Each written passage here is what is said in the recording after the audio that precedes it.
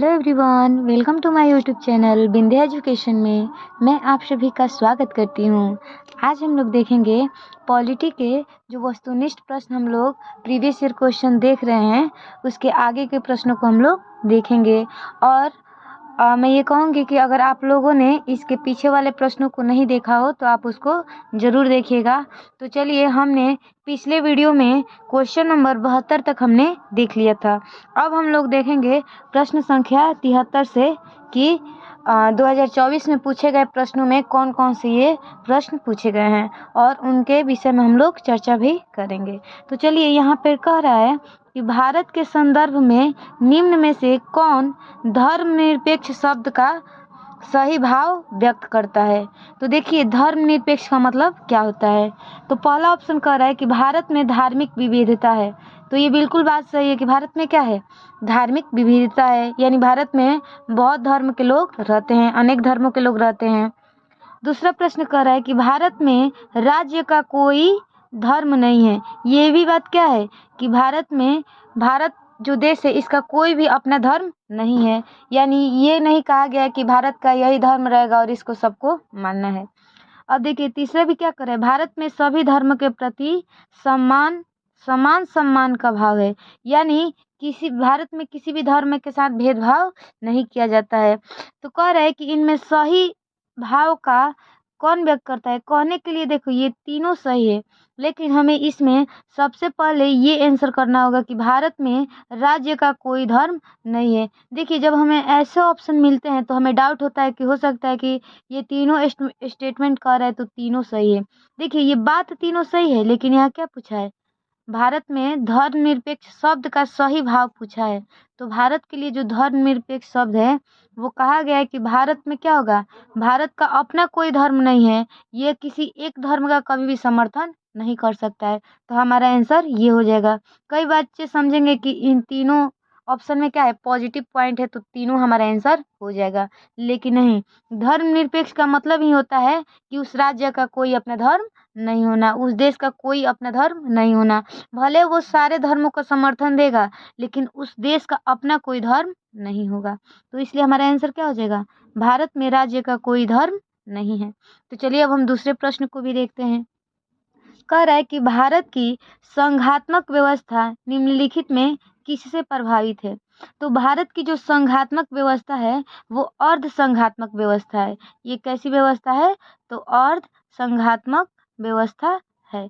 कहने का मतलब कि भारत में पूर्ण रूप से संसदीय व्यवस्था भी नहीं है यहाँ पर। मतलब कहने का मतलब कि यहाँ पर कुछ अधिकार केंद्र के पास है तो कुछ अधिकार राज्यों के पास भी है, यानी सेंट्रल एक तरह से पूर्ण रूप से मजबूत नहीं है। भारत में हालांकि संसदीय व्यवस्था है, लेकिन ये कह रहा है जो पूर्ण संघात्मक व्यवस्था नहीं है। तो हमारे यहाँ जो संघात्मक व्यवस्था है, आखिर वो कैसी व्यवस्था है, अर्ध संघात्मक। और ये जो अर्ध संघात्मक व्यवस्था लाई गई है, ये कनाडा से लाई गई है। तो ये भी हमें ध्यान रखना होगा। अब चलिए हम आगे बढ़ते हैं। जैसे अमेरिका में जो संघ है वो सारा पावर किसके पास है, सेंट्रल के पास रहता है। लेकिन भारत में, कहने का मतलब कि देखिए, भारत में जो अमेरिका का जो मतलब भारत का जो अमेरिका का संघवाद है, वहाँ का कोई भी राज्य उसमें से चाहेगा तो अपने मन मर्जी से क्या हो सकता है, अलग हो सकता है, उस पर किसी प्रकार का दबाव नहीं है। लेकिन भारत में जो राज्य हैं वे अपने मन मर्जी से भारत से अलग नहीं हो सकते हैं। इस रूप में भी क्या है, भारत और संघात्मक है, अमेरिका पूर्ण रूप से संघात्मक और अध्यक्षात्मक है। अब चलिए हम आगे बढ़ते हैं। कह रहा है कि भारत में न्यायिक पुनरीक्षण की संकल्पना किस देश से ली गई है। ये जो न्यायिक पुनरीक्षण है, कहने का मतलब कि मान लीजिए कि सरकार कोई ऐसा नियम और कानून ला दिया, अगर न्यायपालिका को लगेगा कि नहीं, ये नियम और कानून जो बना है वो सही नहीं है, इसमें सुधार करने की आवश्यकता है, तो सुप्रीम कोर्ट या हाई कोर्ट क्या करेगा, न्यायिक पुनरीक्षण के द्वारा उसमें बदलाव कर सकता है। और ये पूछ रहा है कि ये न्यायिक पुनरीक्षण की संकल्पना किस देश से ली गई है, तो हमारा आंसर हो जाएगा अमेरिका। ये न्यायिक पुनरावलोकन भी कई बार कहता है, तो ये कहाँ से लिया गया है, अमेरिका से लिया गया है। तो ये भी हमें ध्यान रखना होगा। अब देखिए क्या कह रहा है कि पंचायती राज निम्न में से किस सूची में शामिल है। ये जो पंचायती राज है ये तो ये पंचायती राज्य है जो ये राज्य सूची का विषय है, क्योंकि पंचायत में केवल राज्य सरकार अपना कानून बनाती है। कई बार हम देखते हैं कि कोई राज्य चाहे तो अपने राज्य में पंचायती व्यवस्था रख सकता है, ये एक तरह से स्थानीय व्यवस्था है। तो कोई चाहता है राज्य तो पंचायत रखता है, नहीं तो वो नहीं रख सकता है। तो एक तरह से पंचायत पर राज्य सूची का नियंत्रण होता है। वहीं पर देखिए कह रहा है अगला प्रश्न कि किस अनुसूची में दल बदल विरोधी कानून संबंधी प्रावधान है। कहने का मतलब मान लीजिए कोई पार्टी जीत जाता है तो कई बार वो क्या करता है, जो हारा हुआ पार्टी है वो जीते हुए पार्टी में आने लगता है, तो अपना दल बदलने लगता है। तो इस पर कानून लाया गया कि अगर कोई पार्टी अगर चुनाव के पहले मतलब अपना दल बदलती है तो कोई बात नहीं, लेकिन चुनाव होकर और परिणाम आ जाता है अगर तब वो दल बदलती है तो उस पर दल विरोधी कानून लगेगा। तो इसका वर्णन जो है ये 10वीं अनुसूची में है, और ये इसको लाया गया था 52वां संविधान संशोधन के द्वारा इसको लाया गया था। तो ये भी हमें ध्यान रखना है। अब कोई अगर दल अपना बदलेगा तो उस पर कानून लग जाता है, दल विरोधी कानून। और मान लीजिए कि कोई पार्टी का 2/3 अगर हिस्सा 2/3 लोग अगर उस पार्टी को दूसरे पार्टी में जा रहे हैं तो उन पर ये कानून नहीं लगेगा, लेकिन अगर कम लोग उसमें जाएंगे तो उन पर दल बदल विरोधी कानून लग जाता है। और ये 10वीं अनुसूची में इसका वर्णन है, जो कि 52वां संविधान संशोधन द्वारा इसको लाया गया था। अब चलिए अगला प्रश्न क्या कह रहा है। कह रहा है कि निम्नलिखित में से कौन सा विषय समवर्ती सूची में है। देखिए ये कृषि है, ये भी राज्य सूची का विषय है। पुलिस है, ये भी राज्य सूची का विषय है।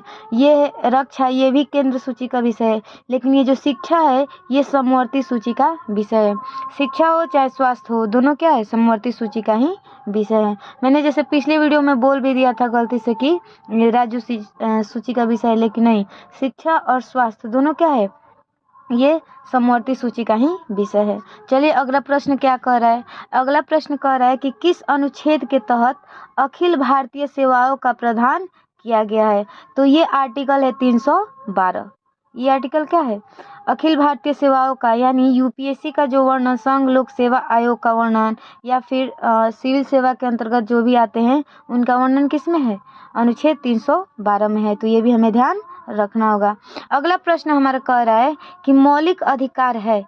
मौलिक अधिकार कैसा अधिकार है, यानी वाद योग्य है, यानी हम इस पर बहस कर सकते हैं, इस पर हमें अपनी मांग रखने की आज़ादी है कि नहीं, इस पर हमें मांग रखने की आज़ादी नहीं है, या फिर ये कठोर है या फिर लचीला है। तो जो मौलिक अधिकार है एक तरह से वाद योग्य है। कहने का मतलब कि अगर सरकार हमारे मौलिक अधिकार का हनन करती है तो हम कहाँ जा सकते हैं, आर्टिकल 32 के द्वारा सुप्रीम कोर्ट और आर्टिकल 226 के द्वारा हाई कोर्ट जा सकते हैं। लेकिन अगर वो नीति निर्देशक तत्व है उसके लिए हम कहीं भी नहीं जा सकते हैं। सरकार का मन करेगा तो वृद्धा पेंशन देगी, विधवा पेंशन देगी, या फिर जो भी अपंग की सहायता करता हो या सामाजिक सहायता जो भी सरकार करती है अपने सुविधा के अनुसार करती है। हम वो सरकार से ज़बरदस्ती मांग नहीं कर सकते हैं। इसीलिए जो नीति निर्देशक तत्व होता है वो अवाद्य योग्य होता है, लेकिन जो मौलिक अधिकार होता है वो वाद योग्य होता है। अगला प्रश्न देखिए क्या कह रहा है। अगला प्रश्न कह रहा है कि निम्न में से किस प्रधानमंत्री का कार्यकाल सबसे छोटा रहा है। तो वो प्रधानमंत्री कौन है कि जिनका कार्यकाल यानी सबसे कम समय के लिए कौन प्रधानमंत्री बने, तो वो थे चौधरी चरण सिंह। ये जो चौधरी चरण सिंह हैं वो 28 जुलाई से 1989 से लेकर ये 14 जनवरी 1900, यहाँ मैं लिख देती हूँ, 14 जनवरी 1980 तक ये क्या रहे। देखिए ये जो चौधरी चरण सिंह है इनका कार्यकाल 28 जुलाई 1979 से कब तक रहा है, 14 जनवरी 1980 तक रहा है। बहुत कम समय तक ये प्रधानमंत्री रहे। ऐसे तो इनका कार्यकाल, प्रधानमंत्री का कार्यकाल 5 वर्षों तक होता है। देखिए अगला प्रश्न क्या कर रहा है कि निम्न में से किस प्रधानमंत्री रिजर्व बैंक कह रहे हैं निम्न में से कौन प्रधानमंत्री रिजर्व बैंक ऑफ इंडिया के गवर्नर रह चुके हैं। तो ये प्रधानमंत्री हैं मनमोहन सिंह, डॉक्टर मनमोहन सिंह। ये अर्थशास्त्री भी रहे थे। जैसे हमने देखा था कि 1991 में क्या हुआ था, भारत की आर्थिक स्थिति एकदम ही खराब हो गई थी। लगभग भारत के पास 15 दिन का ही बजट बचा था। उस समय इन्होंने देश की आर्थिक स्थिति सुधारने में भी क्या किया, बहुत महत्वपूर्ण योगदान दिया। तो ये रिजर्व बैंक ऑफ इंडिया के भी गवर्नर रह चुके हैं। हमने देखा है कि 83 नंबर प्रश्न में हम देखते हैं कि नोटा को विकल्प के रूप में सबसे पहले कब अपनाया गया। देखिए ये नोटा का मतलब क्या होता है, जैसे नॉन ऑफ द एबव, ठीक है, नॉन ऑफ द एबव, यानी किसी को इसमें इलेक्शन के रूप में इसका कब प्रयोग किया जाता है, जब हमें किसी को वोट नहीं देना हो। तो कह रहा है कि नोटा को विकल्प के रूप में सबसे पहले कब अपनाया गया, तो ये अपनाया गया था 2013 के इलेक्शन में, ठीक है। तो नोटा का जो रंग होता है एक तरह से गुलाबी कलर का होता है और इसे 2013 के मतलब इलेक्शन में अपनाया गया था कि अगर आप किसी नेता को नहीं चाहते हैं तो आप नोटा को वोट कर सकते हैं। देखिए अगला प्रश्न क्या कह रहा है कि भारत और पाकिस्तान के बीच विवाद का मुख्य मुद्दा क्या है। तो भारत और पाकिस्तान के बीच विवाद का मुद्दा इसमें से सब हो सकता है। आतंकवाद भी है, सीमा विवाद भी है और जल विवाद भी है। हम देखते हैं कि सिंधु नदी को लेकर जल विवाद हमेशा बना रहता है और सीमा विवाद जैसे जम्मू कश्मीर वाला हिस्सा हो गया, वहाँ भी हमेशा ये रहता ही है। आतंकवाद का मामला भी हमें देखने को मिलता है। तो इसमें से हमारा आंसर क्या हो जाएगा, सभी मुद्दा हो जाएगा। अगला प्रश्न देखिए, कह रहा है कि कारगिल विजय दिवस कब मनाया जाता है। तो ये जो कारगिल विजय दिवस है ये मनाया जाता है 26 जुलाई को। हम देखते हैं कि 1999 ईस्वी में भारत और पाकिस्तान के बीच युद्ध होता है और इसी में जब भारत विजय प्राप्त करता है पाकिस्तान पर तो उसी दिन मनाया जाता है 26 जुलाई 1999 को कारगिल विजय दिवस। अगला प्रश्न देखिए, कह रहा है कि भारत के किस राष्ट्रपति ने पॉकेट वीटो का प्रयोग किया था। तो ये कौन राष्ट्रपति हैं जिन्होंने पॉकेट वीटो का प्रयोग किया गया है। आखिर में ये पॉकेट वीटो होता क्या है। मान लीजिए कि कोई विधेयक आया और राष्ट्रपति नहीं चाहेंगे इस विधेयक को आगे बढ़ाना, यानी उस पर अगर सहमति देना नहीं चाहते हों तो उस वीटो को वो फिर से लौटाते नहीं हैं, वे अपने पास ही रख लेते हैं। यानी जब लोकसभा और राज्यसभा से ये बिल पास होके जाता है तो राष्ट्रपति के पास जाता है साइन करने के लिए। अब राष्ट्रपति को उस पर साइन करना होगा तो करके वे दे देंगे, जिसे नियम और कानून बन सकता है, वो अधिनियम बन जाएगा। लेकिन वो चाहेंगे कि नहीं, अगर वो चाहेंगे तो पुनर्विचार के लिए भी लौटा सकते हैं। अगर उनको पुनर्विचार के लिए भी नहीं लौटाना होगा उस बिल को तो वे अपने पास रख लेंगे, उसी को कहा जाता है पॉकेट वीटो। और उनसे ज़बरदस्ती कोई बोल भी नहीं सकता है कि आप उस विधेयक को दीजिए या फिर पुनर्विचार कीजिए। वो जब तक चाहे अपने पास उसको सुरक्षित रख सकते हैं। इस जो पॉकेट वीटो का प्रयोग किया था भारत में जिस राष्ट्रपति ने, वो हैं ज्ञानी जैल सिंह। इन्होंने 1986 में, यहाँ मैं लिख देती हूँ, इन्होंने 1986 में जो भारतीय डाकघर विधेयक आया था, डाकघर विधेयक, इसमें इन्होंने क्या किया था, इस पॉकेट वीटो को अपने पास रख लिया था। तो ये पूछा था कि किस राष्ट्रपति ने पॉकेट वीटो का प्रयोग किया है, तो वो है ज्ञानी जैल सिंह, जो 1986 में क्या किए थे, भारतीय डाकघर जो विधेयक आया था उसको पास अपने रख लिए थे। अब देखिए क्या कर रहा है अगला नंबर प्रश्न कि नक्सलवाद की शुरुआत कहाँ से हुई थी। तो नक्सलवाद की शुरुआत हम जानते हैं कि पश्चिम बंगाल से हुई थी। आगे कह रहा है कि राष्ट्र निर्माण के मार्ग में क्या क्या बाधाएं हैं। तो देखिए क्षेत्रवाद, भाषाओं की विविधता, जातिवाद, ये सारे क्या हैं, एक तरह से राष्ट्र के निर्माण में क्या है, ये एक तरह से बाधा साबित होते हैं। तो हमारा आंसर क्या हो जाएगा, इनमें से सभी। अगला प्रश्न कह रहा है कि संपूर्ण क्रांति का नारा किसने दिया। तो हम लोग जानते हैं कि संपूर्ण क्रांति का नारा जयप्रकाश नारायण ने दिया था। 5 जून, यहाँ मैं लिख देती हूँ, 5 जून 1974 को संपूर्ण क्रांति का नारा जयप्रकाश नारायण के द्वारा दिया गया था। चलिए हम आगे के प्रश्नों को भी देख लेते हैं। देखिए अगला प्रश्न क्या कह रहा है कि बिहार के प्रथम राज्यपाल कौन थे। तो बिहार के प्रथम राज्यपाल थे जयराम दास दौलत राम, तो ये भी हमें ध्यान रखना होगा। देखिए आप लोग बिहार बोर्ड का एग्जाम दे रहे हैं तो बिहार से रिलेटेड क्वेश्चन मतलब अच्छे से देख कर जाइएगा, क्योंकि हर साल बिहार से रिलेटेड क्वेश्चन पूछना ही है, चाहे वो बिहार के ज्योग्राफी से पूछता हो, चाहे बिहार के जो भी इतिहास रहा हो, जो भी राजनीति में लोग सक्रिय रहे हों, इनसे संबंधित प्रश्न आप जरूर देख कर जाइएगा। देखिए आगे क्वेश्चन क्या कह रहा है कि दक्षेस की स्थापना का विचार सर्वप्रथम किसने प्रस्तावित किया था। हम लोग देखे थे कि दक्षेस, जिसको सार्क भी कहा जाता है, इसमें 8 सदस्य देश थे और इसका जो सबसे पहले विचार लाया था वो थे जनरल जियाउल हक, तो ये भी हमें ध्यान रखना होगा। आगे कह रहा है कि संयुक्त राष्ट्र संघ के किस अंग को दुनिया का पुलिस कहते हैं। तो संयुक्त राष्ट्र संघ में हमने देखा था कितने अंग थे, 6 अंग थे। कितने अंग थे, 6। और 6 में हमने देखा था कि इसमें महासभा भी था, सुरक्षा परिषद। तो ये कह रहा है कि दुनिया का पुलिस किसे कहा जाता है, संयुक्त राष्ट्र संघ के किस अंग को, तो हमारा आंसर हो जाएगा सुरक्षा परिषद, जिसमें सुरक्षा परिषद में हमने देखा था कि 15 सदस्य थे, जिसमें 5 स्थायी और 10 अस्थायी थे। चलिए आगे प्रश्न कह रहा है कि सार्क का प्रथम शिखर सम्मेलन कहाँ हुआ था। तो सार्क का जो प्रथम शिखर सम्मेलन हुआ था तो वो हम देखेंगे कहाँ हुआ था, ढाका में, बांग्लादेश के ढाका में हुआ था, तो ये भी हमें ध्यान रखना होगा। और सार्क का हेडक्वार्टर यानी मुख्यालय कहाँ है, तो वो है काठमांडू में। अगला प्रश्न कह रहा है कि निम्न में से कौन सा देश दक्षेस का सदस्य नहीं है। तो हमने दक्षेस में कितने सदस्यों को देखा था, 8, जिसमें था मालदीव, श्रीलंका, भारत, पाकिस्तान, अफगानिस्तान, नेपाल, भूटान, बांग्लादेश, लेकिन इसमें म्यांमार नहीं है, तो ये हमारा आंसर नहीं होगा। कह रहा है कि सदस्य नहीं है तो म्यांमार सदस्य नहीं है।